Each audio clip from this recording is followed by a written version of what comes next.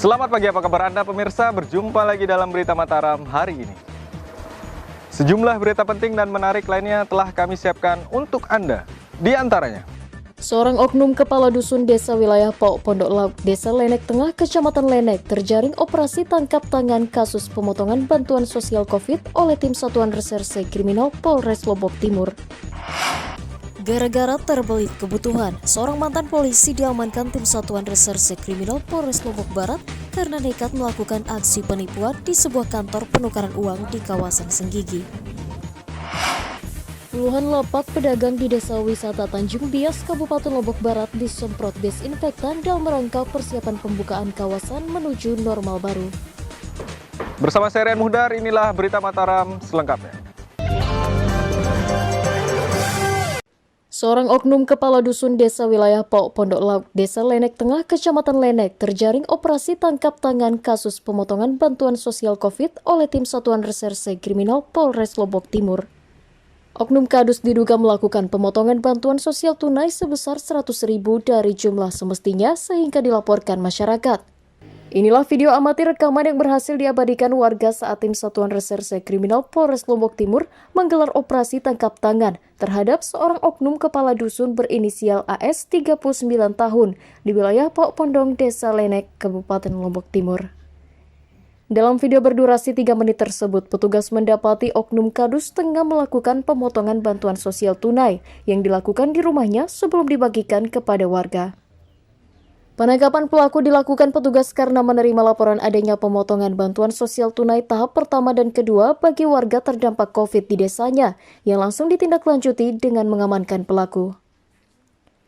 Di hadapan petugas, pelaku mengaku berinisiatif memotong bantuan sosial tunai bagi 18 orang warga sebesar 100.000 per orang, dari total 600.000 yang seharusnya diterima dengan dalih akan dibagikan kepada warga miskin yang tidak masuk dalam data penerima manfaat. Dari operasi tangkap tangan yang dilakukan, petugas menyita uang yang diduga hasil potongan dana BST sebanyak Rp1.150.000. Sementara dari alasan kepala wilayahnya itu untuk dibagikan lagi kepada masyarakat yang tidak mendapat bantuan. Ini yang pertama kali dilakukan, di tahap satunya juga. Menurut keterangan yang baru kita dapatkan sih sudah pernah dilakukan juga di tahap pertama. Sudah dilakukan di tahap pertama. Dilakukan juga di BLT. Kasus dugaan pemotongan bantuan sosial COVID tersebut saat ini terus didalami petugas dan atas perbuatannya pelaku dijerat pasal 12E tentang tindak pidana korupsi dengan ancaman hukuman 4 tahun penjara atau denda Rp200 juta.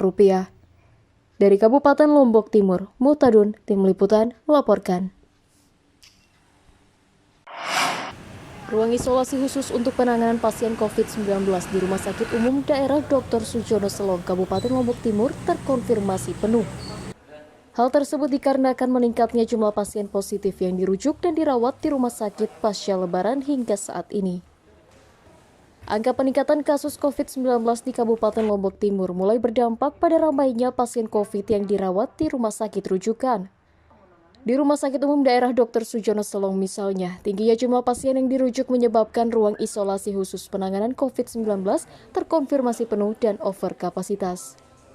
Menurut pihak rumah sakit, saat ini ruang isolasi yang disiapkan hanya bisa menampung 55 orang pasien, sementara pasien yang ada saat ini mencapai 60 orang termasuk bayi dan ibu hamil. Agar tidak terjadinya penumpukan pasien, pihak rumah sakit akan menyediakan ruangan isolasi tambahan untuk menampung para pasien yang terpapar COVID-19.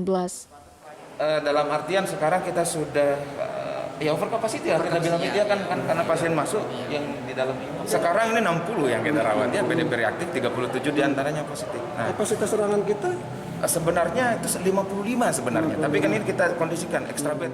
Pihak rumah sakit berharap semua pihak bersinergi menekan angka penularan COVID di Kabupaten Lombok Timur agar bisa terkendali dan tidak terjadi penumpukan pasien seperti saat ini. Dari Kabupaten Lombok Timur, Mutadun, Tim Liputan, melaporkan. Memasuki masa transisi penerapan normal baru, Dinas Kependudukan dan Catatan Sipil Kabupaten Lombok Barat masih membatasi pelayanan tatap muka bagi masyarakat. Hal tersebut dilakukan untuk tetap menghindari kerumunan yang berisiko rentan penyebaran COVID-19 pada masa pandemi. Memasuki masa transisi menuju normal baru, aktivitas pelayanan masyarakat di daerah belum sepenuhnya normal. Di Kabupaten Lombok Barat, pihak Dinas Kependudukan dan Catatan Sipil setempat masih melakukan pembatasan pelayanan tatap muka bagi warga yang mengurus dokumen kependudukan. Proses pembatasan sendiri dilakukan Dinas Dukcapil dengan hanya menerima pelayanan kepada 50 orang warga perharinya, dengan syarat mereka harus menerapkan protokol kesehatan tanpa terkecuali. Khusus di masa pandemi saat ini, pihak Dukcapil juga memprioritaskan pengurusan dokumen bagi warga karena alasan khusus seperti kesehatan atau untuk keperluan data kependudukan untuk mendapatkan bantuan stimulan pemerintah. Alat pendeteksi panas sudah kita siapkan, masker juga kita wajibkan, tempat cuci tangan dengan sabun itu sudah kita siapkan, dan tidak bergejubel. Nah, jadi tetap di jalan, nanti kita filter dia yang masuk yang sudah kita steril. Bentuk mau pindah kakak lah, mau pindah kakak, bukan kawin. Baru daftar saya ini. baru daftar. Disuruh nunggu ya. Ya, disuruh nunggu di sana. Untuk masuk. Langkah pembatasan jumlah pelayanan tatap muka untuk mengurus dokumen kependudukan dilakukan pemerintah daerah untuk meminimalisir resiko penularan COVID yang sampai saat ini masih belum menunjukkan angka penurunan di daerah, termasuk di Kabupaten Lombok Barat. Dari Kabupaten Lombok Barat, Hairul Amri, Tim Liputan, melaporkan. Memasuki masa penerapan normal baru, aktivitas penerbangan maskapai melalui Bandara Internasional Zainuddin Abdul Majid Lombok mulai berangsur normal. Meski masih memberlakukan syarat ketat bagi para penumpang, jumlah penumpang keluar masuk melalui bandara mulai mengalami peningkatan. Memasuki masa normal baru yang diterapkan pemerintah, aktivitas penerbangan maskapai dan jumlah penumpang di Bandara Internasional Zainuddin Abdul Majid Praia Lombok Tengah mulai berangsur normal. Berdasarkan data pihak otoritas bandara, mencatat jumlah penumpang pada minggu ini meningkat menjadi 500 orang, naik 2 kali lipat dari seminggu sebelumnya yang hanya mencapai 200 orang saja. Mulai meningkatnya aktivitas penumpang menggunakan maskapai pasca dikeluarkannya Surat Edaran Nomor 7 Tahun 2020, Tim Gugus Tugas Percepatan COVID-19 tentang kriteria dan persyaratan perjalanan orang dalam masa adaptasi new normal. Saat ini jumlah maskapai yang mulai beroperasi mencapai 5 maskapai yang melayani rute penerbangan Jakarta dan Surabaya, sementara untuk penerbangan internasional Lombok Singapura akan mulai beroperasi pada Oktober mendatang. Rata-rata sekarang sudah mencapai ke 500 penumpang ya. Setiap hari? Ya, itu untuk datang dan berangkat. Dengan difasilitasi oleh 4 kali penerbangan, yaitu 2 kali berangkat dan 2 kali datang.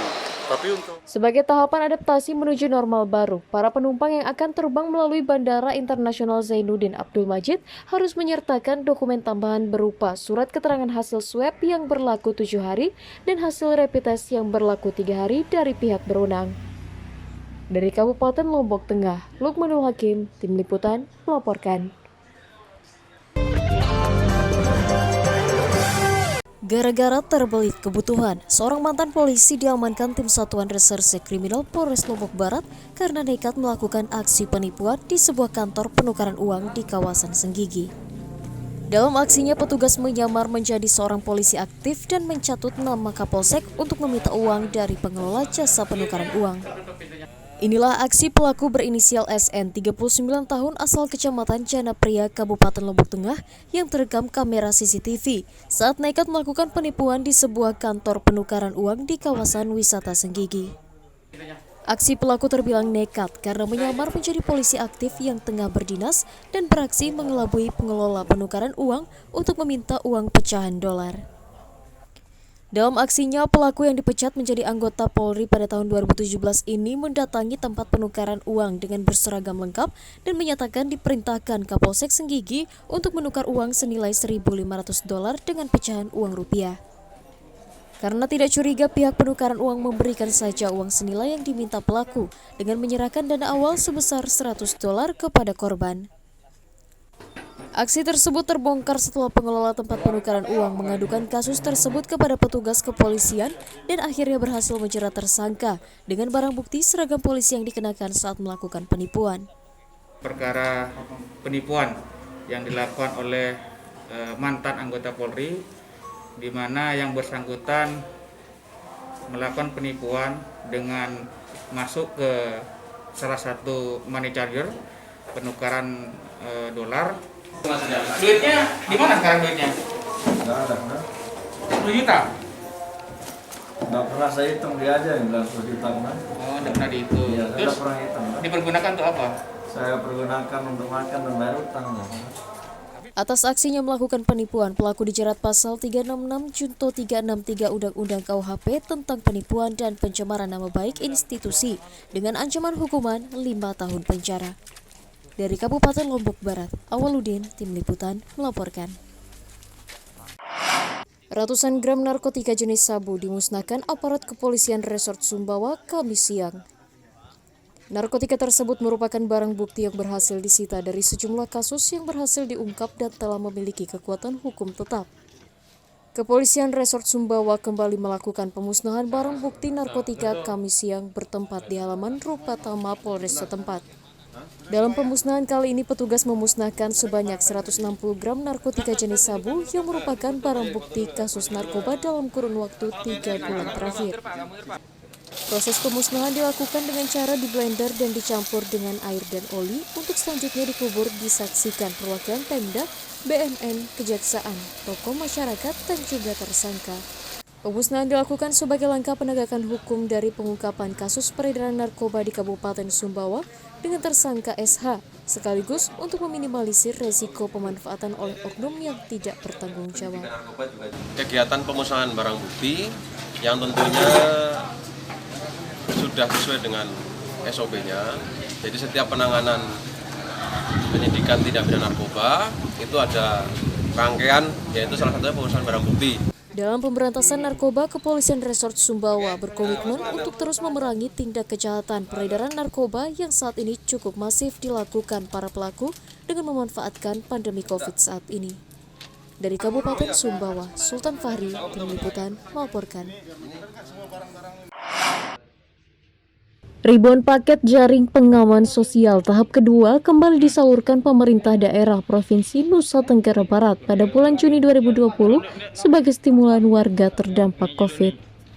Berdasarkan data dari tim gugus tugas, paket jaring pengaman sosial tahap kedua berjumlah 125.000 paket dan dibagi di 10 kabupaten kota. Setelah menyalurkan bantuan jaring pengaman sosial tahap pertama, sebulan lalu pemerintah daerah Provinsi Nusa Tenggara Barat kembali menyalurkan paket JPS warga terdampak COVID di seluruh kabupaten kota secara menyeluruh. Berdasarkan data resmi dari tim gugus tugas COVID di NTB, untuk menopang ekonomi warga terdampak COVID-19, pemerintah daerah menyalurkan sebanyak 125.000 paket JPS secara serentak di seluruh daerah. Sementara untuk memenuhi kebutuhan JPS tersebut, pemerintah daerah melibatkan ratusan usaha kecil menengah di daerah sebagai upaya mempertahankan geliat UMKM tetap beraktivitas di masa pandemi. Di sisi lain, langkah melibatkan UKM secara langsung dalam pemenuhan kebutuhan JPS menjadi langkah pemerintah daerah tetap menghidupkan target industrialisasi di semua lini termasuk UKM. Tahap kedua juga kita akan luncurkan sekitar 125.000 supaya tahap kedua, tahap ketiganya. Kita mungkin akan lebih memperbanyak lagi UKM-UKM yang terlibat. Seperti yang katakan Pak Gubernur tadi, bahwa kunci untuk menumbuhkan ekonomi kita sekarang ini di tengah keterpurukan pariwisata, keterpurukan sektor perdagangan dan jasa adalah UMKM. Sebagai komitmen memberikan stimulan bagi warga terdampak COVID di NTB, ribuan paket JPS berupa sembako dan alat kesehatan akan dibagikan dalam 3 tahap dimulai bulan Mei hingga Juli mendatang. Dari Kota Mataram, Emi Kusuma, Tim Liputan, melaporkan. Proses penyaluran bantuan sosial tunai dari pemerintah pusat mulai dilakukan oleh pemerintah daerah di Kabupaten Lombok Tengah. Bantuan sosial tunai tahap pertama disalurkan kepada 1.004 keluarga dengan besaran 600.000 per satu keluarga. Proses penyaluran bantuan sosial tunai bagi warga terdampak COVID-19 mulai dilakukan di daerah termasuk di Kabupaten Lombok Tengah. Salah satunya seperti yang dilakukan di Desa Labulia, Kecamatan Jonggat, Lombok Tengah yang mulai dibagikan pemerintah desa Kamis pagi. Penerima bantuan tersebut merupakan masyarakat ekonomi lemah yang terdampak COVID-19 dan sebelumnya tidak tercatat dalam data terpadu kesejahteraan sosial dari Kementerian Sosial. Berdasarkan data yang ada di Kabupaten Lombok Tengah dalam penyaluran tahap pertama, tercatat sebanyak 1.004 keluarga menerima dana stimulan sebesar Rp600.000 per satu keluarga. Tak hanya warga ekonomi lemah, sebanyak 499 orang warga yang tercatat dalam data terpadu kesejahteraan sosial juga menerima bantuan yang sama tahap kedua, sebesar Rp600.000 per orang. Untuk program non-DTKS yang dibagikan pada pagi hari ini berjumlah 1.004 orang, dan yang DTKS itu berjumlah 500 orang. Nah, dari semua program yang dua ini, yang non-DTKS itu pada pagi hari ini akan disalurkan tahap pertama, dan yang DTKS bansosnya itu ini yang tahap keduanya. Bantuan sosial yang diberikan kepada ribuan warga masyarakat tersebut diharapkan bisa meringankan beban mereka dalam menghadapi masa pandemi COVID saat ini. Dari Kabupaten Lombok Tengah, Lukmanul Hakim, Tim Liputan melaporkan.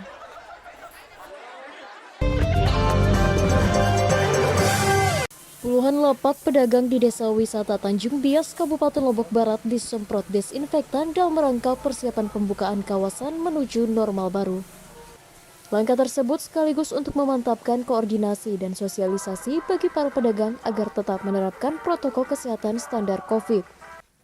Proses adaptasi menuju tatanan normal baru saat ini terus dilakukan di sejumlah daerah dengan optimalisasi gerakan cegah COVID. Di Kabupaten Lombok Barat, pemerintah desa bersama PMI Lombok Barat melakukan penyemprotan desinfektan di kawasan Desa Wisata Tanjung Bias yang menjadi salah satu destinasi andalan daerah. Proses penyemprotan sendiri dilakukan dengan menyusuri seluruh lapak para pedagang hingga pemukiman warga yang ada di desa wisata tanpa terkecuali.